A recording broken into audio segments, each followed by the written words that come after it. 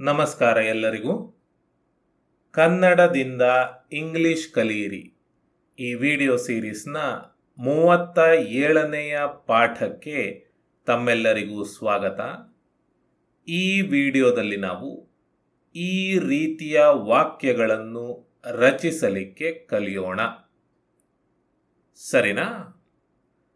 ಈಗ ಮೊದಲ ವಾಕ್ಯ, ಮಾರುಕಟ್ಟೆಗೆ ಹೋಗಿ ಬಾ. ಈ ರೀತಿ ನಾವು ಹೇಳ್ತೇವೆ ಇನ್ನೊಬ್ಬರಿಗೆ ಅಲ್ವಾ? ಮಾರ್ಕೆಟಿಗೆ ಹೋಗಿ ಬಾ, ಮಾರ್ಕೆಟಿಗೆ ಹೋಗಿ ಸಾಮಾನು ತಗೊಂಡು ಬಾ, ಈ ರೀತಿ. ಸರಿ ಅಲ್ವಾ? ಈ ವಾಕ್ಯದಲ್ಲಿ ಎರಡು ಕ್ರಿಯೆಗಳು ಇದ್ದಾವೆ. ಒಂದು ಮಾರುಕಟ್ಟೆಗೆ ಹೋಗುವಂಥದ್ದು, ಎರಡನೇದು ಮಾರುಕಟ್ಟೆಯಿಂದ ಬರುವಂಥದ್ದು.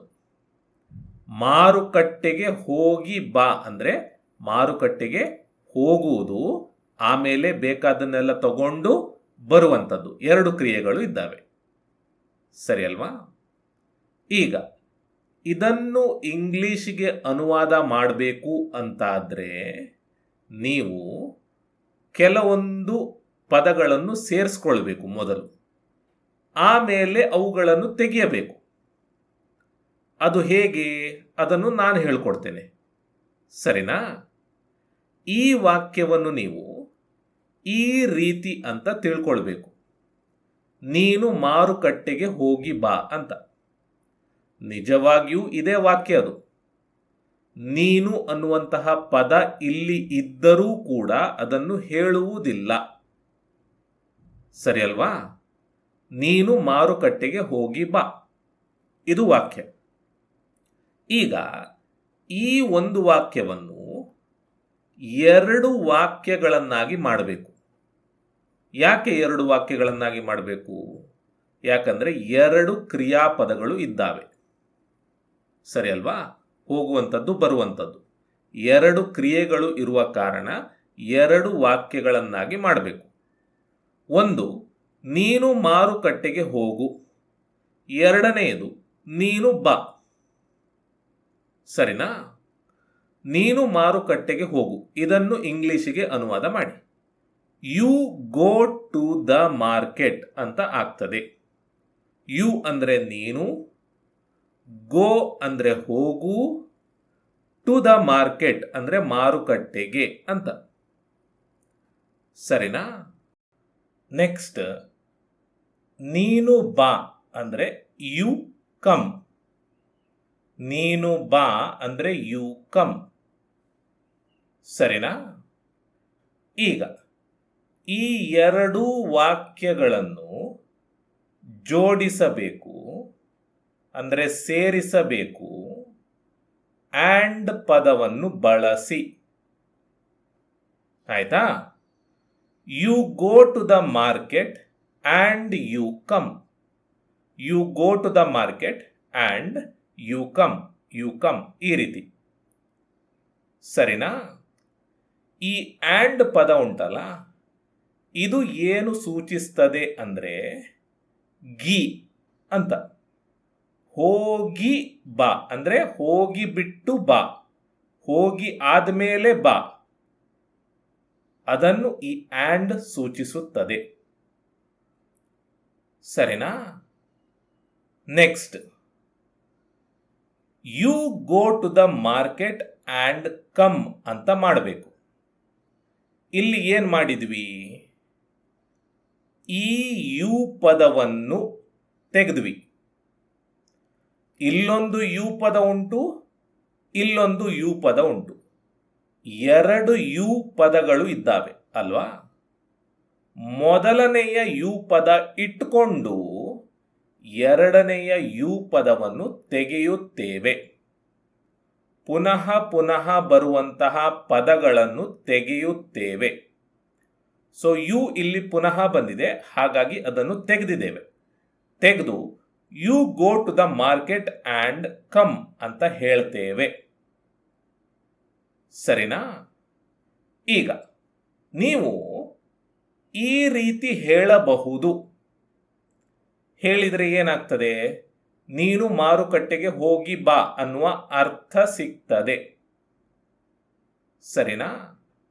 ಆದರೆ ನಾವೇನು ಮಾಡ್ತೇವೆ, ನಿಜವಾಗಿಯೂ ಮಾರುಕಟ್ಟೆಗೆ ಹೋಗಿ ಬಾ ಅಂತ ಹೇಳ್ತೇವೆ ಅಷ್ಟೇ ಅಲ್ವಾ, ನೀನು ಅಂತ ಹೇಳುವುದಿಲ್ಲ. ಹಾಗಾಗಿ ಈ ಯು ಪದವನ್ನು ಕೂಡ ಬಿಟ್ಬಿಟ್ಟು ಈ ರೀತಿ ಹೇಳಬಹುದು, go to the market and come ಅಂತ. ಅಂದರೆ ಮಾರುಕಟ್ಟೆಗೆ ಹೋಗಿ ಬಾ ಅಂತ. ಸರಿನಾ? ಸೊ ಈ ರೀತಿ ಹೇಳಬೇಕು ಅಂತಾದರೆ ಎರಡೂ ಯು ಪದಗಳನ್ನು ಬಿಟ್ಟು ಹೇಳಬೇಕು. ಅದೇ ಈ ರೀತಿ ಹೇಳಬೇಕು ಅಂತಾದರೆ ಈ ರೀತಿ ಹೇಳಬೇಕು. ಸರಿನಾ? ಇನ್ನೊಂದು ಉದಾಹರಣೆ, ಹಾಲು ಕುಡಿದು ಮಲಗು. ಎರಡು ಕ್ರಿಯೆಗಳು ಇದ್ದಾವೆ, ಕುಡಿಯುವಂಥದ್ದು, ಮಲಗುವಂಥದ್ದು. ಹಾಗಾಗಿ ಈ ವಾಕ್ಯವನ್ನು ಎರಡು ವಾಕ್ಯಗಳನ್ನಾಗಿ ಮಾಡಿಕೊಂಡು ಅನುವಾದ ಮಾಡಬೇಕು.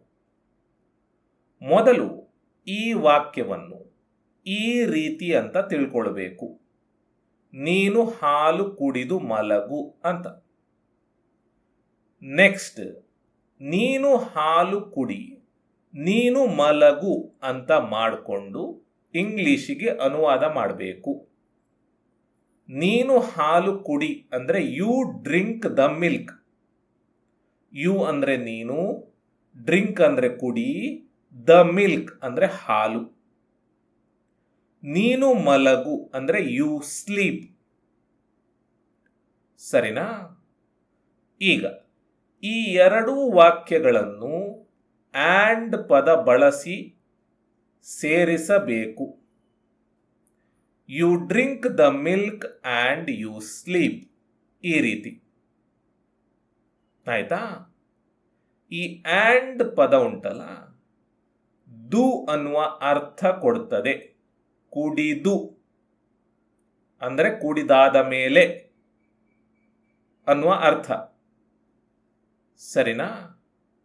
ನೆಕ್ಸ್ಟ್, ಎರಡು ಕಡೆ ಯು ಬರ್ತಾ ಇದೆ, ಹಾಗಾಗಿ ಈ ಯು ಪದವನ್ನು ಬಿಟ್ಟು ಬಿಡಬೇಕು. ಬಿಟ್ಟು you drink the milk and sleep ಅಂತ ಹೇಳಬೇಕು. ಹೀಗೆ ಹೇಳಿದರೆ ನೀನು ಹಾಲು ಕುಡಿದು ಮಲಗು ಅಂತ ಹೇಳಿದ ಹಾಗೆ ಆಗ್ತದೆ. ಸರಿನಾ? ಈಗ ನಾವು ಸಾಮಾನ್ಯವಾಗಿ ಈ ರೀತಿ ಹೇಳ್ತೇವೆ ಅಲ್ವಾ? ಹಾಗಾಗಿ ಇಲ್ಲಿ ನಾವು ಯು ಬಳಸಿದ್ದೇವೆ. ಈ ಯು ಅನ್ನು ಬಿಟ್ಟು drink the milk and sleep ಅಂತ ಹೇಳಿದರೆ ಸಾಕು. Drink the milk and sleep ಅಂದರೆ ಹಾಲು ಕುಡಿದು ಮಲಗು ಅಂತ ಅರ್ಥ. ಸರಿನಾ? ನೆಕ್ಸ್ಟ್, ಹಲ್ಲುಜ್ಜಿ, ಸ್ನಾನ ಮಾಡಿ, ತಿಂಡಿ ತಿನ್ನು. ಈ ವಾಕ್ಯದಲ್ಲಿ 3 ಕ್ರಿಯೆಗಳು ಇದ್ದಾವೆ. ಹಾಗಾಗಿ 3 ವಾಕ್ಯಗಳನ್ನಾಗಿ ಮಾಡಿ ಆಮೇಲೆ ಅನುವಾದ ಮಾಡಬೇಕು. ಆಯ್ತಾ? ಈಗ ಈ ವಾಕ್ಯವನ್ನು ಈ ರೀತಿ ಅಂತ ತಿಳ್ಕೊಳ್ಬೇಕು, ನೀನು ಹಲ್ಲುಜ್ಜಿ, ಸ್ನಾನ ಮಾಡಿ, ತಿಂಡಿ ತಿನ್ನು ಅಂತ. ಈ ವಾಕ್ಯವನ್ನು 3 ತುಂಡು ಮಾಡಿ ಈ ರೀತಿ ಮಾಡ್ಕೊಳ್ಬೇಕು, ನೀನು ನಿನ್ನ ಹಲ್ಲುಜ್ಜು, ನೀನು ಸ್ನಾನ ಮಾಡು, ನೀನು ತಿಂಡಿ ತಿನ್ನು ಅಂತ. ಇವುಗಳನ್ನು ಇಂಗ್ಲಿಷಿಗೆ ಅನುವಾದ ಮಾಡಬೇಕು. ಆಯ್ತಾ? ಇಲ್ಲಿ ನಿನ್ನ ಹಲ್ಲುಜ್ಜು, ಇಂಗ್ಲಿಷ್ನಲ್ಲಿ ಬರೀ ಹಲ್ಲುಜ್ಜು ಅಂತ ಹೇಳುವುದಿಲ್ಲ, ನಿನ್ನ ಹಲ್ಲುಜ್ಜು ಅಂತ ಹೇಳ್ತಾರೆ. ಹಾಗಾಗಿ ನಿನ್ನ ಅನ್ನುವಂತಹ ಪದ ಇಲ್ಲಿ ತಗೊಂಡಿದ್ದೇನೆ. ಕನ್ನಡದಲ್ಲಿ ಹಲ್ಲುಜ್ಜು ಅಂತ ಹೇಳ್ತೇವೆ, ಇಂಗ್ಲಿಷ್ನಲ್ಲಿ ನಿನ್ನ ಹಲ್ಲುಜ್ಜು ಅಂತ ಹೇಳ್ತೇವೆ. ಸರಿನಾ? ಈಗ ನೀನು ನಿನ್ನ ಹಲ್ಲುಜ್ಜು, you brush your teeth. You ಅಂದರೆ ನೀನು, ಬ್ರಷ್ ಅಂದರೆ ಉಜ್ಜು, ಯೋರ್ ಅಂದರೆ ನಿನ್ನ, ಟೀತ್ ಅಂದರೆ ಹಲ್ಲುಗಳನ್ನು. ಆಯ್ತಾ? ನೀನು ಸ್ನಾನ ಮಾಡು, ಯು ಹ್ಯಾವ್ ಅ ಬಾತ್. ಸ್ನಾನ ಮಾಡುವುದಕ್ಕೆ ಹ್ಯಾವ್ ಅ ಬಾತ್ ಅಥವಾ ಟೇಕ್ ಅ ಬಾತ್ ಅಂತ ಹೇಳ್ತೇವೆ. ಆಯ್ತಾ? ನೀನು ತಿಂಡಿ ತಿನ್ನು. You have breakfast. ತಿನ್ನುವುದಕ್ಕೆ ಹ್ಯಾವ್ ಪದವನ್ನು ಕೂಡ ಬಳಸುತ್ತೇವೆ.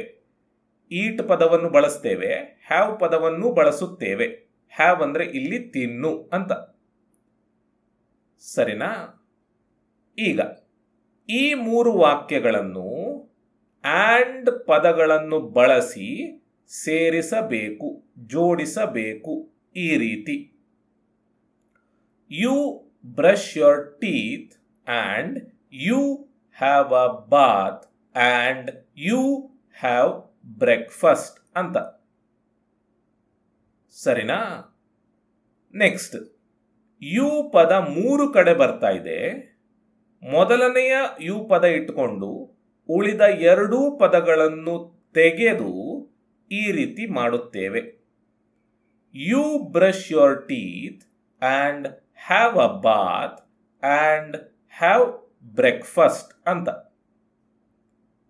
ಸರಿನಾ? ಈಗ 2 ಆ್ಯಂಡ್ ಪದಗಳು ಇದ್ದಾವೆ.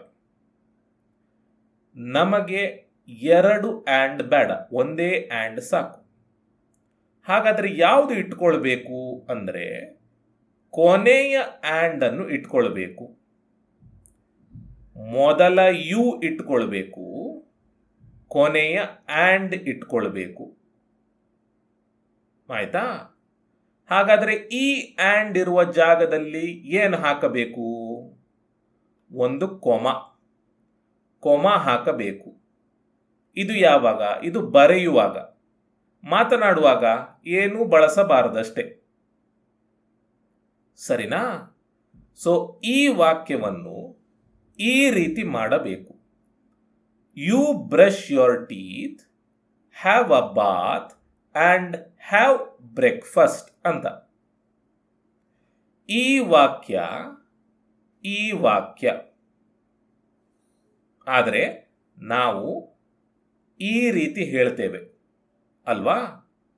ಹಾಗಾಗಿ ಈ ಯು ಪದವನ್ನು ಬಿಟ್ಬಿಟ್ಟು brush your teeth, have a bath and have breakfast ಅಂತ ಹೇಳಬೇಕು. ಹೀಗೆ ಹೇಳಿದರೆ ಈ ಅರ್ಥ ಸಿಗ್ತದೆ. ಸರಿನಾ?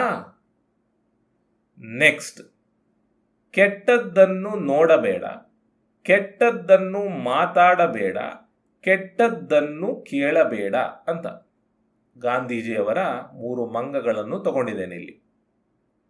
3 ಕ್ರಿಯಾಪದಗಳು ಇದ್ದಾವೆ. ಹಾಗಾಗಿ 3 ವಾಕ್ಯಗಳನ್ನಾಗಿ ಮಾಡಿಕೊಂಡು ಅನುವಾದ ಮಾಡಬೇಕು. ಮೊದಲು ಈ ವಾಕ್ಯವನ್ನು ಈ ರೀತಿ ಅಂತ ತಿಳ್ಕೊಳ್ಬೇಕು. ನೀನು ಹಾಕಿ. ನೆಕ್ಸ್ಟ್, ನೀನು ಕೆಟ್ಟದ್ದನ್ನು ನೋಡಬೇಡ, ನೀನು ಕೆಟ್ಟದ್ದನ್ನು ಮಾತಾಡಬೇಡ, ನೀನು ಕೆಟ್ಟದ್ದನ್ನು ಕೇಳಬೇಡ ಅಂತ ಮಾಡಿಕೊಂಡು ಇಂಗ್ಲಿಷಿನಲ್ಲಿ ಹೇಳಬೇಕು ಅಥವಾ ಇಂಗ್ಲಿಷಿಗೆ ಅನುವಾದ ಮಾಡಬೇಕು. You don't see evil, you don't talk evil, you don't hear evil ಅಂತ. ಇವಿಲ್ ಅಂದರೆ ಕೆಟ್ಟದ್ದು ಅಂತ. ಸರಿನಾ? ಈಗ ಡೂ ಹಾಗೂ ಡೋಂಟ್ ಅನ್ನು ಬಳಸಲಿಕ್ಕೆ ನಿಮಗೆ ಇನ್ನೂ ಗೊತ್ತಿಲ್ಲ. ಮುಂದೆ ಹೇಳ್ಕೊಡ್ತೇನೆ. ಹೇಳ್ಕೊಟ್ಟಾಗ ನಿಮಗೆ ಸರಿಯಾಗಿ ಅರ್ಥ ಆಗ್ತದೆ. ಆಮೇಲೆ ಪುನಃ ಬಂದು ಈ ವಿಡಿಯೋ ನೋಡಿದರೆ ಇನ್ನೂ ಚೆನ್ನಾಗಿ ಅರ್ಥ ಆಗ್ತದೆ. ಸರಿನಾ? ಈಗ ನಿಮಗೆ ಇಷ್ಟು ಗೊತ್ತಿದ್ರೆ ಸಾಕು. ಡೋಂಟ್ ಅಂದರೆ ಮಾಡಬೇಡ, ಏನೋ ಒಂದು ಮಾಡಬೇಡ ಅಂತ ಹೇಳ್ತಾ ಇರುವಂಥದ್ದು ಅಂತ. ಸರಿನಾ? ಈಗ ಈ 3 ವಾಕ್ಯಗಳನ್ನು ಆ್ಯಂಡ್ ಬಳಸಿ ಸೇರಿಸಬೇಕು. You don't see evil and you don't talk evil and you don't hear evil ಅಂತ. ನೆಕ್ಸ್ಟ್, 2 ಯುಗಳನ್ನು ತೆಗೆದು ಮೊದಲ ಯು ಇಟ್ಕೊಂಡು ಈ ರೀತಿ ಮಾಡಬೇಕು. ನೆಕ್ಸ್ಟ್, 2 ಆ್ಯಂಡ್ ಇದ್ದಾವೆ. ಕೊನೆಯ ಆ್ಯಂಡ್ ಇಟ್ಟುಕೊಂಡು ಈ ಆ್ಯಂಡ್ನ ಬದಲು ಕೊಮ ಹಾಕಿ ಈ ರೀತಿ ಮಾಡಬೇಕು. ಇದಾದ ಮೇಲೆ ಮೊದಲ ಯು ಅನ್ನು ತೆಗೆದು ಈ ರೀತಿ ಮಾಡಬೇಕು. Don't see evil, don't talk evil and don't hear evil ಅಂತ. ಇದರ ಅರ್ಥ ಕೆಟ್ಟದ್ದನ್ನು ನೋಡಬೇಡ, ಕೆಟ್ಟದ್ದನ್ನು ಮಾತಾಡಬೇಡ, ಕೆಟ್ಟದ್ದನ್ನು ಕೇಳಬೇಡ ಅಂತ.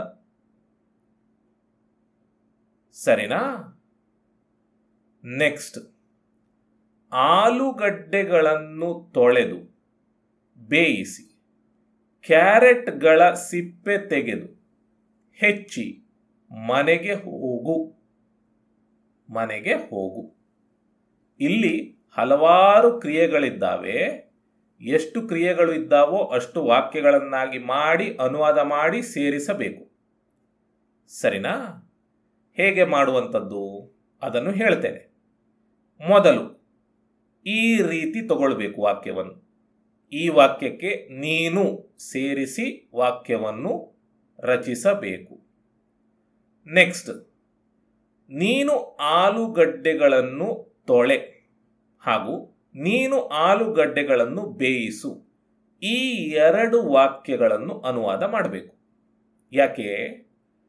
ಆಲೂಗಡ್ಡೆಗಳನ್ನು ಏನು ಮಾಡಬೇಕು? ತೊಳಿಬೇಕು, ಬೇಯಿಸಬೇಕು ಅಲ್ವಾ? ಕ್ಯಾರೆಟ್ಗಳ ಸಿಪ್ಪೆ ತೆಗೆದು ಹೆಚ್ಚಬೇಕು. ಆದರೆ ಆಲೂಗಡ್ಡೆಗಳನ್ನು ಬರೀ ಬೇಯಿಸಿ ತೊಳೆದು ಬೇಯಿಸಬೇಕು ಅಲ್ವಾ? ಸೊ ಈ ಎರಡು ಕ್ರಿಯೆಗಳು ಆಲೂಗಡ್ಡೆಗಳ ಮೇಲೆ ಮಾಡಬೇಕು. ಹಾಗಾಗಿ ಅದನ್ನು ತಗೊಂಡಿದ್ದೇನೆ. ನೀನು ಆಲೂಗಡ್ಡೆಗಳನ್ನು ತೊಳೆ, ನೀನು ಆಲೂಗಡ್ಡೆಗಳನ್ನು ಬೇಯಿಸು ಅಂತ. ಇದು ಇಂಗ್ಲಿಷ್ನಲ್ಲಿ you wash the potatoes, you boil the potatoes ಅಂತ ಆಗ್ತದೆ. ವಾಶ್ ಅಂದರೆ ತೊಳೆ, ಬಾಯ್ಲ್ ಅಂದರೆ ಬೇಯಿಸು, ಪೊಟ್ಯಾಟೋಸ್ ಅಂದರೆ ಆಲೂಗಡ್ಡೆಗಳು. ಸರಿನಾ? Next, you wash the potatoes and you boil the potatoes. ಈ ಎರಡು ವಾಕ್ಯಗಳನ್ನು ಆ್ಯಂಡ್ ಬಳಸಿ ಸೇರಿಸಿದ್ವಿ. ಆಯ್ತಾ?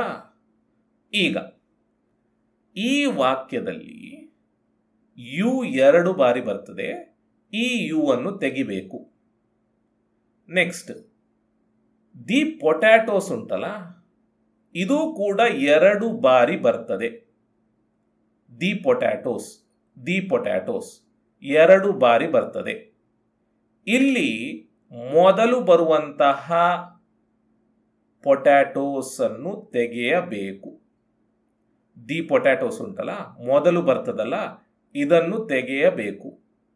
ತೆಗೆದು ಈ ರೀತಿ ವಾಕ್ಯವನ್ನು ರಚಿಸಬೇಕು. You wash and boil the potatoes ಅಂತ. ಅಂದರೆ ನೀನು ಆಲೂಗಡ್ಡೆಗಳನ್ನು ತೊಳೆದು ಬೇಯಿಸು ಅಂತ. You wash and boil the potatoes. The potatoes, ಈ ಕೆಂಪಲ್ಲಿ ಇರುವಂಥದ್ದನ್ನು ತೆಗೆದ್ವಿ, ಈ ಕೆಂಪಲ್ಲಿ ಇರುವಂಥದ್ದನ್ನು ತೆಗೆದ್ವಿ. ತೆಗೆದಾಗ you wash and boil the potatoes ಅಂತ ಆಯಿತು. ಅಂದರೆ ನೀನು ಆಲೂಗಡ್ಡೆಗಳನ್ನು ತೊಳೆದು ಬೇಯಿಸು ಅಂತ. ಸರಿನಾ? ಸೊ ಇಲ್ಲಿಗೆ ಒಂದು ಹಂತ ಮುಗಿಯಿತು. ನೆಕ್ಸ್ಟ್, ಈ ವಾಕ್ಯದಲ್ಲಿ ಕ್ಯಾರೆಟ್ಗಳ ಜೊತೆ ಮಾಡುವಂತಹ 2 ಕ್ರಿಯೆಗಳು ಇದ್ದಾವೆ. ಅವುಗಳನ್ನು ಈಗ ಅನುವಾದ ಮಾಡಬೇಕು. ನೀನು ಕ್ಯಾರೆಟ್ಗಳ ಸಿಪ್ಪೆ ತೆಗೆ, ನೀನು ಕ್ಯಾರೆಟ್ಗಳನ್ನು ಹೆಚ್ಚು ಅಂತ. ಇದನ್ನು ಇಂಗ್ಲಿಷಿಗೆ ಅನುವಾದ ಮಾಡಿದಾಗ ಯು ಪೀಲ್ ದ ಕ್ಯಾರೆಟ್ಸ್ ಹಾಗೂ ಯು ಕಟ್ ದ ಕ್ಯಾರೆಟ್ಸ್ ಅಂತ ಆಗ್ತದೆ. ಪೀಲ್ ಅಂದರೆ ಸಿಪ್ಪೆ ತೆಗೆಯುವಂಥದ್ದು, ಕಟ್ ಅಂದರೆ ಹೆಚ್ಚುವಂಥದ್ದು. ಆಯ್ತಾ? ಈಗ ಈ 2 ವಾಕ್ಯಗಳನ್ನು ಆ್ಯಂಡ್ ಬಳಸಿ ಸೇರಿಸಬೇಕು.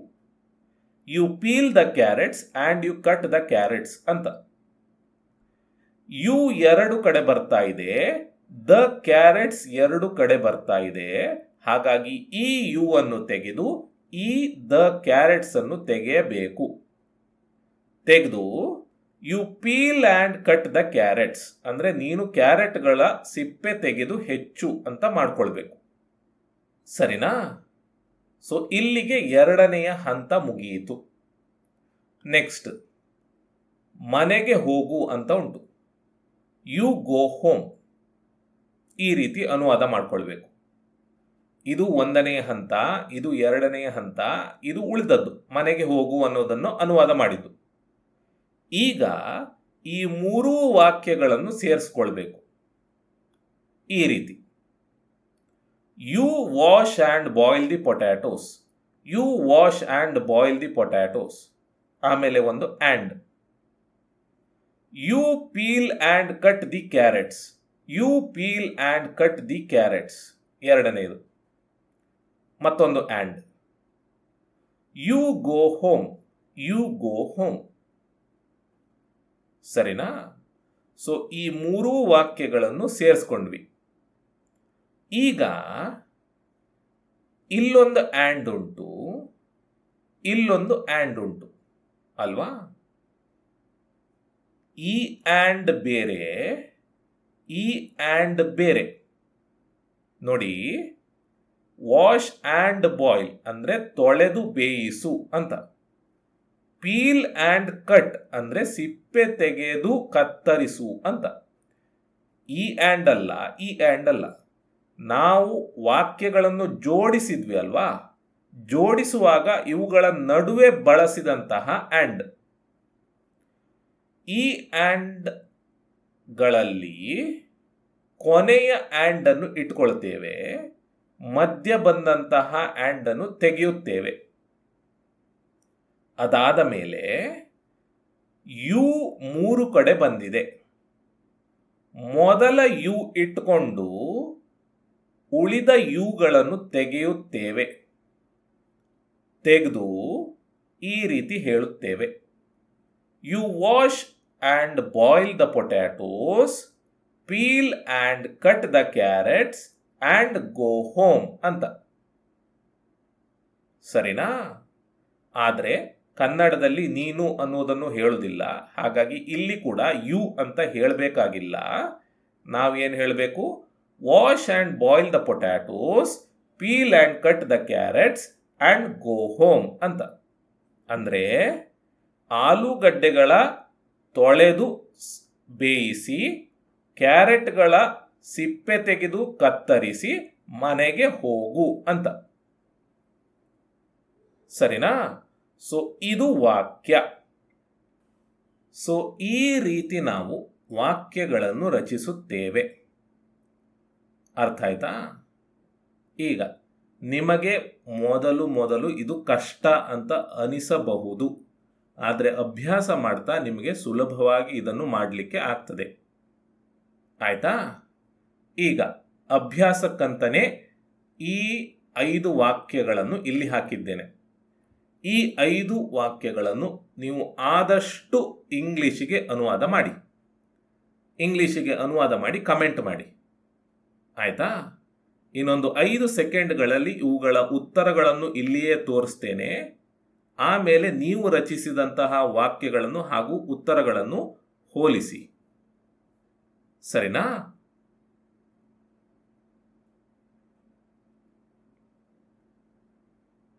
ಸರಿ, ಇವು ಉತ್ತರಗಳು.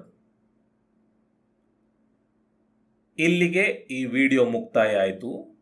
ನಾನು ನಿಮಗೆ ಮುಂದಿನ ವಿಡಿಯೋದಲ್ಲಿ ಸಿಗ್ತೇನೆ. ಧನ್ಯವಾದಗಳು.